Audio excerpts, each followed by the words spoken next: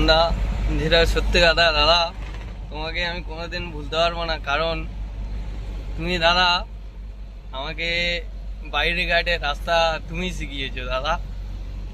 এটা আমার সারা জীবন মনে থাকবে না যে আমি একজনের কাছে ডিউটি করেছি, সে আমাকে রাস্তা চিনতাম না বলে আমার মানে ওনার সাথে আমি গিয়ে দাদা হয়তো এখন তোমার কাছে হয়তো ডিউটি করি না, সত্যি বলছি আর তোমার মতন লোক পাবো না আমি, যে এরকমই সাথে ঘুরিয়ে রাস্তা চেনানো বা সাথে যাওয়া, এরকম কোনো মালিক নেই যেটা যেখানে তুমি যাও।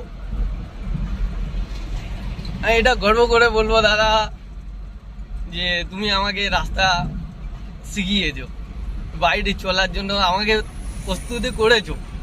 না আজকে তোমার কাছে আমি নেই, খারাপ লাগে যে আজকে আমি তোমার কাছে ডিউটি করতে পারছি না, কিন্তু দাদা সত্যি বলছি আমি তোমাকে কোনোদিন ভুলতে পারবো না যে তুমি আমাকে বাইরে ঘাটে রাস্তা জানানোর জন্য। আজকে দাদা আমি যেখানেই যাই তোমার কি বলবো, সব তোমার উপর ডিপেন্ড। তুমি না শেখালে আজকের আমি এইসব জায়গায় আসতে পারতাম না দাদা। জানি না হাসানদা তুমি দেখবে কি, কিন্তু হাসানদা তোমাকে সত্যি বলছি দাদা, আমাকে এই বাইরে ঘাটে রাস্তা শেখানোর জন্য অনেক অনেক শুক্রিয়া।